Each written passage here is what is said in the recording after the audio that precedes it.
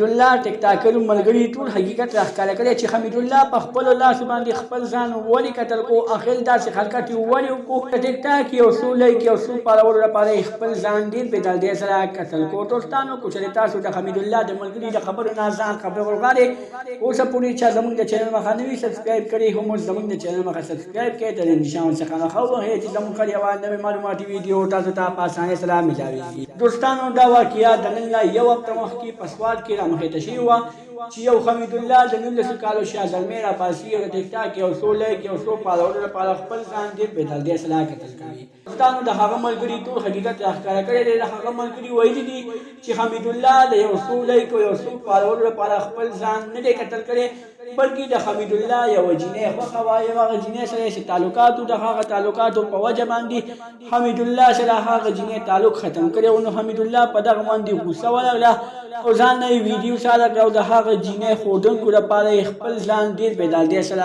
قتل کو. دوستانو د حمیدالله ملګری ډېر په ژړا شو، ویې ویلې چې ځینې خلک حمیدالله پسې خبرې کوي چې تا د ټیکټاک ویډیو لپاره خپل ځان ډېر بېدردۍ سره په خپل لاس باندې قتل کو.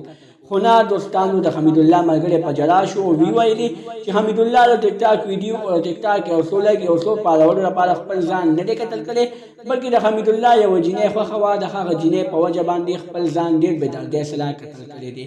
خو اوس زه تاسو ته یو ګزارش کوم، زه اوس تاسو ته یو درخواست کوم چې تاسو د حمیدالله هغه ویډیو د سوشل میډیا نه لرې کړئ چې په کومه ویډیو باندې د حمیدالله مور او پلار ته ژړا وځي، حمیدالله مور او پلار ته پرې تکلیف میلاویږي. دوستانو د حمیدالله ملګری وایي چې تاسو ته یو ګزارش کوم چې د حمیدالله هغه ویډیو د سوشل میډیا نه لرې کړئ.